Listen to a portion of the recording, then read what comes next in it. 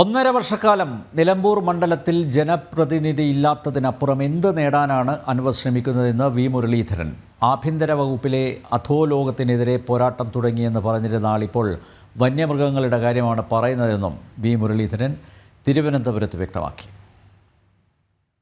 അൻവർ രാജിവെച്ച് എന്താ അതുകൊണ്ടുണ്ടാവുന്നതെന്ന് എനിക്കറിയില്ല. കാരണം അടുത്ത ഒന്നര വർഷക്കാലത്തോളം നിലമ്പൂർ നിയമസഭാ മണ്ഡലത്തിലെ ആളുകൾക്ക് അവരുടെ ഒരു ജനപ്രതിനിധി ഉണ്ടാകാത്ത സാഹചര്യം, അവിടെ നടക്കേണ്ട വികസന പ്രവർത്തനങ്ങൾക്ക് മുൻകൈ എടുക്കാനുള്ള ഒരാളില്ലാത്ത സാഹചര്യം, ആ സാഹചര്യത്തിന് അപ്പുറത്ത് അദ്ദേഹത്തിന്റെ രാജി കൊണ്ട് എന്താണ് അദ്ദേഹം നേടാൻ ആഗ്രഹിക്കുന്നത് എന്ന് എനിക്കറിയില്ല. അദ്ദേഹം ഈ അടുത്ത കാലത്ത് അദ്ദേഹം പരസ്യമായിട്ട് രംഗത്ത് വന്നത് അദ്ദേഹം ആഭ്യന്തര വകുപ്പിലെ അധോലോക സംഘത്തിനെതിരായിട്ടാണ് എന്റെ പോരാട്ടം എന്ന് പറഞ്ഞുകൊണ്ടാണ്. ഇപ്പോൾ അദ്ദേഹം പറയുന്നത് വന്യമൃഗങ്ങൾക്കെതിരാണ് അദ്ദേഹത്തിന്റെ പോരാട്ടം എന്നാണ്. എനിക്കറിയില്ല അദ്ദേഹം ഈ ആഭ്യന്തര വകുപ്പിലെ അധോലോകത്തിൽ നിന്ന് വന്യമൃഗങ്ങളിലേക്ക് എങ്ങനെയാണ് എത്തിപ്പെട്ടത് എന്ന്. CPM-ലെ വന്യമൃഗങ്ങളെയാണോ അദ്ദേഹം ഉദ്ദേശിക്കുന്നത്?